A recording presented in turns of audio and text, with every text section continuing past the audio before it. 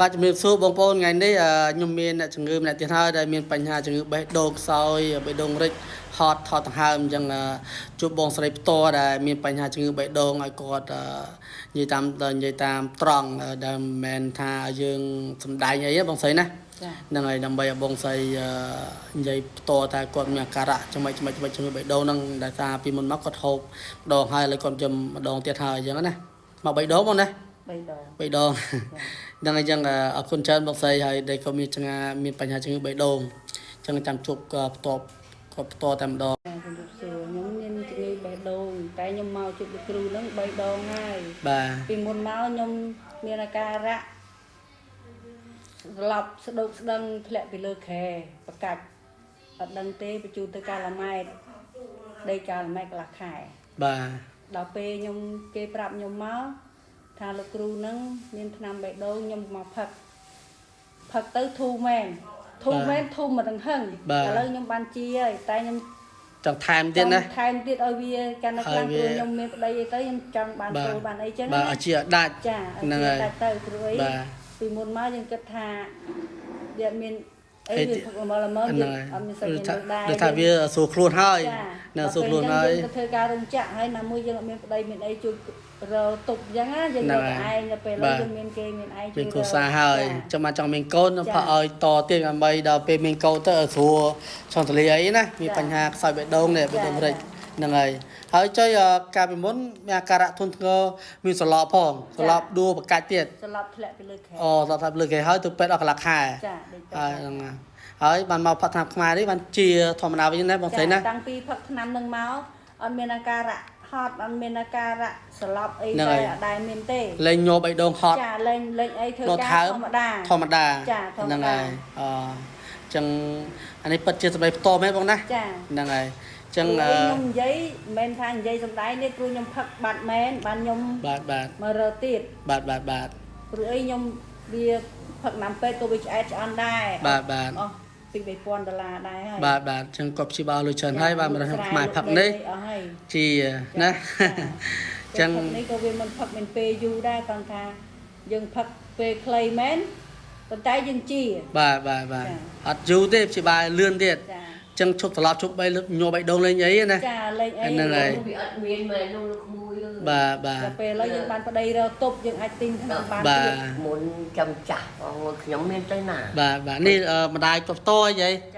ហីសាក់សៃផ្ទាល់ហ្មងណាហើយគាត់ធូរគាត់កាលមុនគាត់ប្រកាច់មែនទេ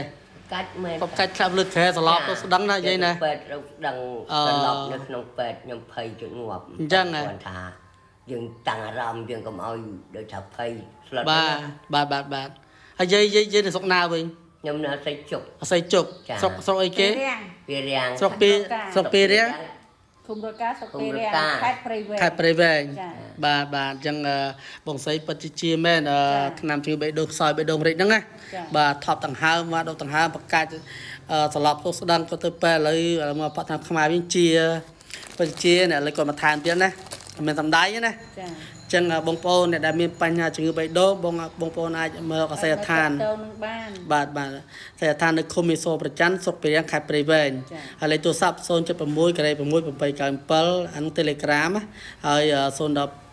088 622ដើម7ដើម09 015 858 757ចឹងឥឡូវបងមកយកថ្នាំបេះដូងផ្សារទៀតអញ្ចឹង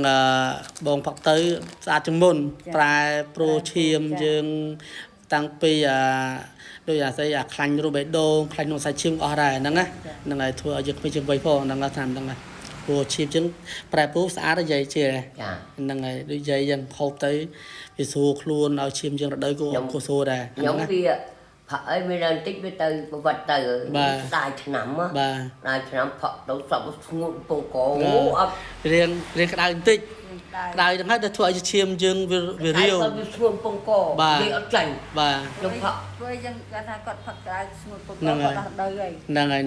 ខុសគ្នាខ្ញុំអត់មានដៅបាទអត់ដៅទៅដៅលឹងស្ងួតពងកោអូយបែរហើយផឹកអូយបាទស្ងួតពងកោនិយាយដល់ចាក់យកអត់ចាញ់ផងហ្នឹងហើយភ័យបាទតែខ្ញុំផឹកខ្ញុំដឹងថាផឹកទៅខ្ញុំដឹងថាធូរហ្មងស្រួលខ្លួនហ្មងចាលេងវិលលេងថប់លេងអីណាលេងអីទាំងអស់អញ្ចឹងណាតាំងពីផឹក លើកទី1ដល់លើកហ្នឹងអត់បានអីទេ បាទធូ ធូខ្លាំងមែន បេះ ខ្ញុំ ដូង ប្រាប់តាកូននេះទៅចែកគាត់ទៅយើងវាអត់មានមនុស្សរោ បាទយើង តាមវាអត់មានមនុស្សរោណាមនុស្សគក់ដេកស៊ី3នាក់ បាទ អុយវារត់ទៅវា ហ្នឹងហើយ ហ្នឹងហើយ ដល់ពេលឥឡូវយើង ចេះមកចែកទៅ ដីមានអី ម៉ែឯងគាត់ចង់ចែកឲ្យផងអូយលោកគ្រូ អរេខ្ញុំចង់ឲ្យអ្នកជំងឺផាត់ទៅឲ្យជាជាប់ចឹងណាចឹងអស់ទៅចឹងថ្ងៃជាថ្ងៃអញ្ចឹងដាច់ថ្នាំចឹងអ្នកជំងឺចង់ឲ្យប៉ាក់ឲ្យជាហ្មង ចា បាទព្រោះខ្ញុំដាក់ចង់ព្យាបាលចង់ឲ្យអ្នកជំងឺជា ចា បាទមែន បើអ្នកជំងឺនេះវាអត់លុយ បាទ លុយមែន បាទវា ថាបើឲ្យមកទិញ បាទយើងអានោះទៅព្យាយាមហូបហើយទៅវាយវាយធ្វើឲ្យបានយើងព្យាយាមសួរខ្លួនកាលណាយើង មកសួរខ្លួន បាទកាលណាយើងជីហើយយើងរកលុយបានតាមក្រោយទេ